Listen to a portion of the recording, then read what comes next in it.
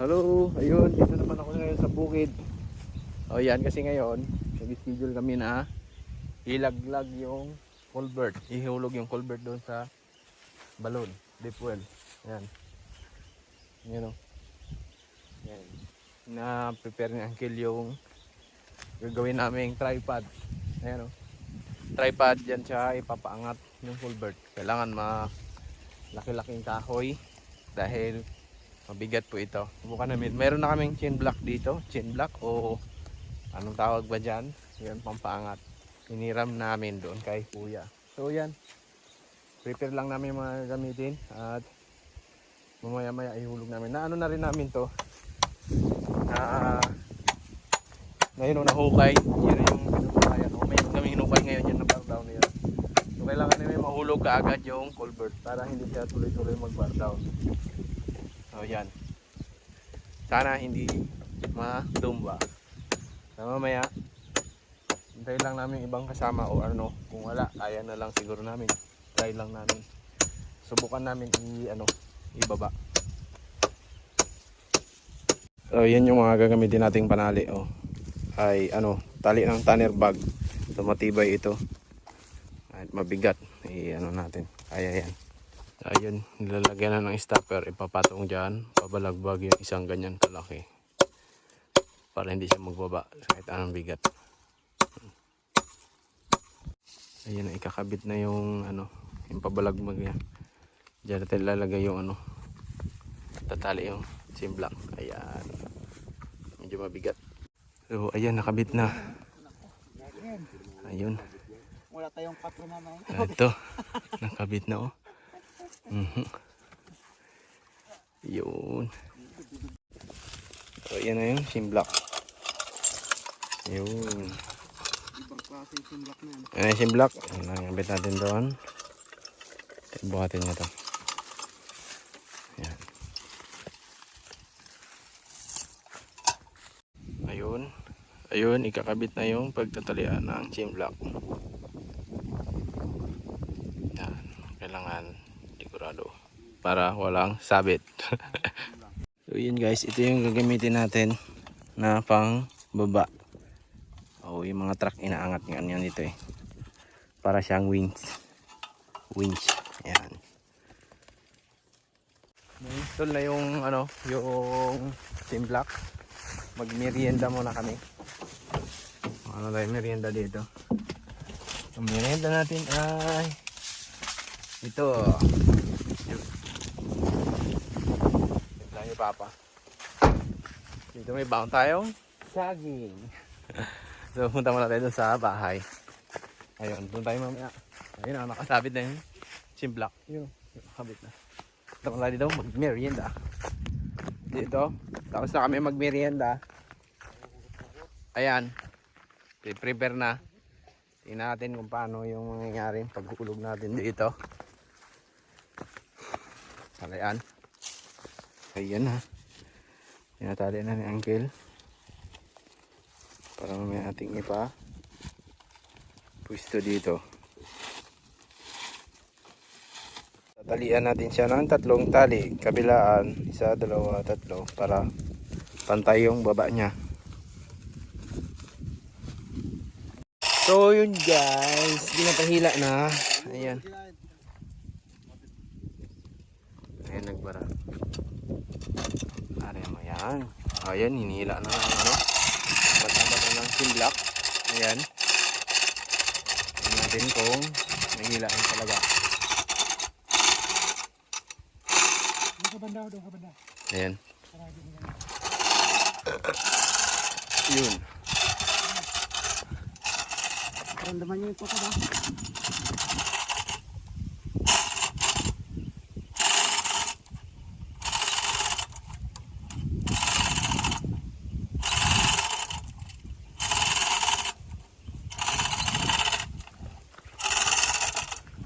So ayun, sa kasalukuyang hinihila niya.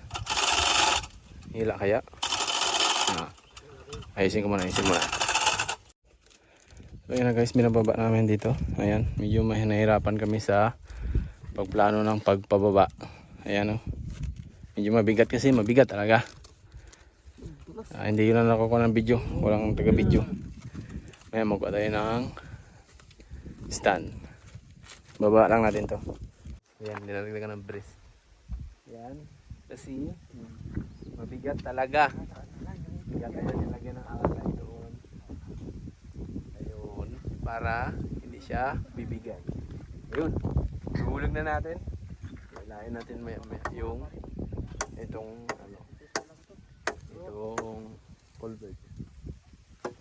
Yung mga tubig dito. Dito sa atin ay sa bukid. Yan. Pag sama-sama, kayang-kaya. Yun. Yan, pinaplastar na lang yung mga dagdag na brace dito. Ayan, tulong-tulong. Pinagtutulong-tulungan namin dahil ito ay ang tubig ay mahalaga. Yun. Kasi ito 5 yata yan eh. Haligi kasi yan. 2 lang yung nakapatong na yan. Kaya kailangan pag mabigat baka magganyan siya. Oh yun na. Kayang-kaya niya rin naman pala oh. Ayos oh. Tibay. Oh yan. Hindi pa namin nahulog kasi may nahulog doon na ano. Yun oh. Kailangan namin matanggal muna. Kung may pagitna siya. Yan. Ayan, nakahang na yan siya. Ayun. Ayun, binaba na ni kay Edmond. Kaya may nahulog ng parte ng ano dito sa part na ito. Ayan oh. Ayan. Kailangan lang namin tanggalin para masiksik siya. Ayan ang baba. Parang bitin yung ano namin. Yung tali. Pero pwede na siyang ipahulog. Yun. Ito halos nasagad yung ano, tali. Ito. Halos nasagad. Hindi pa naabot doon sa lalim. Kunti na lang din. Ano na siya. Para sasagad na tayo ito. Yan. Yan na. Ayan, si Papa naman yung bumaba. Para bantay. Durugin mo na lang para hindi kamerapan. Durugin mo na lang. Yan. Kaya para magbantay yung ano, kailangan durugin. Yan. Alright. Oh, yan. So, yun na guys, nababa na natin. Ayan, nakababa na yan. Ang daming ano, oh. Parang putaktik. Kaya naman yung tubig. Ha? Kaya naman yung tubig yan. Ay, uhaman sila, kainom sila ng tubig. Ayun. Medyo, ano siya, slide. Ano kasi dito eh. May matikas kasi dito. Ayan, sige lang. Tinatanggal na lang, ipapahila natin. Simblock yung ano, yung tali. Kaya naipit din sa ilalim. Okay, just an update. Ayan. Idol. Inuukay na ulit. At naglagay na kami ng tent. Ayan. Dahil alas 11 na. Mainit na yung panahon. Masyadong mainit na. Ayan. Ayan si Edmond. So, yun. Hindi pa namin natapos kasi kailangan hukayan pa namin yan sa ilalim. Kumain na rin kami dahil alas 12 na. At ayun, nagpapahinga pa kami. Hihintay namin yung hole digger kasi kailangan naka-hole digger yung paghukay kasi hirap nang magyuko doon sa ilalim. Kaya hole digger na lang yung pangbira natin doon. Hintay lang namin. Then pahinga-pahinga. Mamaya kasi sobrang tindi ng init. Grabe. Sobrang tindi ng init. Mag-idlip lang muna ako matutulog. Then, let's go! Balik tayo doon. Hello guys. Ayun, babalik na kami dito. Alauna na. Titingnan namin. Ayun, nagpilay-pilay akong sakit. Ng paa ko. Ayan, baba na ni Papa ulit. Yeah. Ang dami na yung tubig niya sa tabi oh. Eh dito wala. May tubig rin siya kaya lang. Okay. Ano? Kailangan mahukayan talaga. Okay, yan o. Tubig na sa gilid o. Sa loob wala pa. So yun. So yun guys. Nahukay na. Naman sa ilalim. Ayan o. May tubig na. Tumutubod. Hukayan muna natin bago natin ikarga yung isang culvert.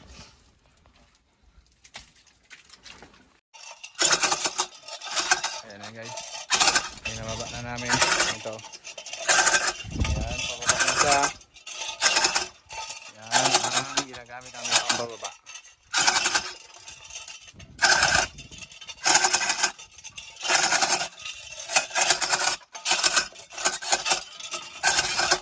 Okay.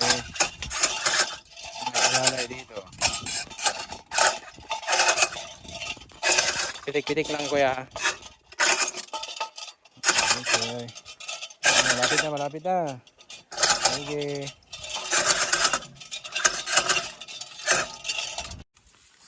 Ayun, tinutulak na nila yung